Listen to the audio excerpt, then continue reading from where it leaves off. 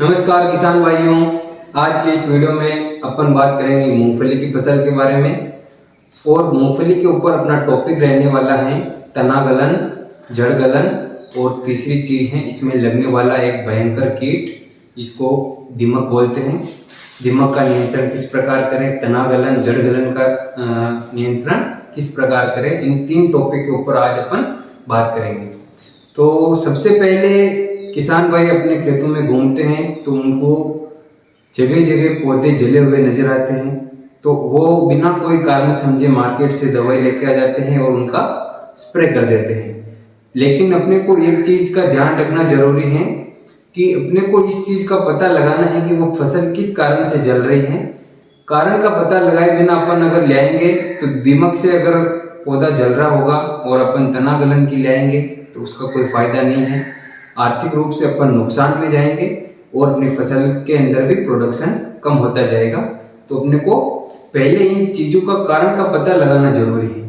तो सबसे पहले अगर अपन बात करें तो दीमक से अगर आपकी फसल जल रही होगी तो दीमक लगती है किसान भाइयों एक सीजन पहले जो कि रबी का सीजन था, उसके अंदर अगर अपन ने गेहूं जौ वगैरह बो रखा होगा और उनके जो अवशेष रहते हैं फसलों के, उनको अगर अपन जमीन में दबाते हैं तो उन अवशेषों के ऊपर दीमक अटैक करती है। इसके साथ ही अगर अपन खेत में कच्ची गोबर की खाद यानी कि बिना सड़ी हुई गोबर की खाद अगर अपन यूज करते हैं तो उस आने वाली फसल में दीमक का प्रकोप ज्यादा रहता है। अब ये तो हो गई दीमक कहाँ अटैक करती है। अब अपन बात करें दीमक का पता कैसे लगाएं, तो आप जो जला हुआ पौधा है उसको आप उखाड़ोगे तो आप एकदम से पूरा पौधा हाथ में आ जाएगा और साथ ही उसकी जो जड़ें हैं वो कटी हुई दिखाई देगी। तो ये हो गया। और साथ में अगर उस जगह को अपन मिट्टी खोदेंगे तो हो सकता है अपने को दीमक की कीट भी दिख जाए, उनकी चलने की वो जगह भी दिख जाए, उनका प्रकोप आपको स्पष्ट दिखाई दे देगा। अब अगर अपन बात करें कि तना गलन के बारे में, तो तना गलन से ग्रसित पौधे की क्या पहचान है कि तने के पास जो जमीन से जुड़ाव होता है वहां पर आपको काला काला दिखाई देगा, काला रंग का वो उस पर इफेक्ट दिखाई देगा। और क्योंकि एक फंगस जनित है रोग है तो वहां पर आपको फंगस का कुछ लक्षण नजर आएंगे। साथ ही पौधे को आप खींचोगे तो जमीन के पास से वो टूट जाएगा, उसमें जड़ें नहीं निकलेगी। अब अपन बात करें कि जड़ गलन के बारे में, तो जड़ गलन वाले पौधे को अगर आप खींचोगे तो पूरी लंबी जड़ बाहर आ जाएगी और जड़ पूरी फंगस का अटैक हो रखा होगा उस पर, और हो सकता है कि वो जड़ जो है वो दो टुकड़ों में शिराओं में दिखाई दे, पूरी लंबी की लंबी दो भागों में दिखाई दे। तो ये हो गई अपने किस कारण से पौधे जल रहे हैं उनके पहचानने के लक्षण हो गए हैं। साथियों एक बात मैं बता दूं कि तना गलन और जड़ गलन एक फफूंद जनित रोग है और फंजीसाइड का अगर अपन ने समय पे मृदा उपचार नहीं किया, डायरेक्ट मृदा में उसका एप्लीकेशन नहीं किया तो ये पैदावार को लगभग 30 से 40% तक कम कर देगी। अब अपन बात करेंगे इनके नियंत्रण की। तो सबसे पहले दीमक का नियंत्रण।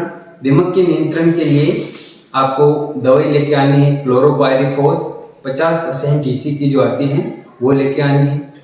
अब क्लोरोपाइरीफॉस दो तरह की आती है किसान भाइयों, दानेदार भी आती हैं, लिक्विड भी आती है। तो दानेदार का उपयोग अगर दानेदार अपन लेके आए तो उसका उपयोग अपने को यूरिया या पोटाश खाद में मिलाना है और लगभग 2 किलोग्राम पाउडर दानेदार 2 किलोग्राम पाउडर प्रति एकड़ की दर से अपने को यूज करना है। अगर अपन लिक्विड फॉर्म में ला रहे हैं तो लगभग 180 ml दवाई को 200 लीटर पानी में मिक्स करना है और प्रति एकड़ की दर से उसको अपने को एप्लीकेशन यूज करना है।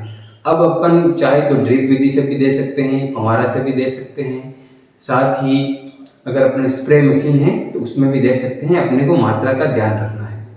तो साथियों ये हो गई दीमक के नियंत्रण की बात। अब अगर तना गलन और जड़ गलन आपको फंजीसाइड की जरूरत है तो काफ़ी अच्छे अच्छे ब्रांड हैं, लेकिन मैं सजेस्ट करता हूँ UPL कंपनी का साफ आता है SAAF, ये काफ़ी अच्छा एक इसका दवाई है।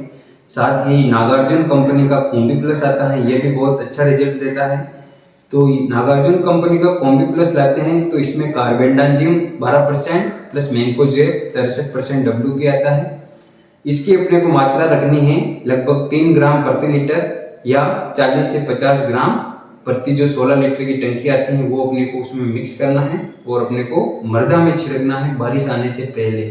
तो अपन क्या करेंगे, मृदा में जैसे छिड़केंगे फिर जब बारिश होगी तो वो घुल के जमीन में चला जाएगा और फंगस का नियंत्रण कर लेगा। तो किसान भाइयों, कैसा लगा ये वीडियो? आप अधिक से अधिक मूंगफली बोने वाले किसानों के पास शेयर करो, क्योंकि इन तीनों रोगों से देखा जाए तो लगभग 60-70% तक पैदावार कम हो जाती है। तो जिन भी किसानों ने मूंगफली उगा रखी है उन तक इस वीडियो को जरूर पहुंचाएं और डॉक्टर ग्रीन एग्रीकल्चर के साथ बने रहें। धन्यवाद।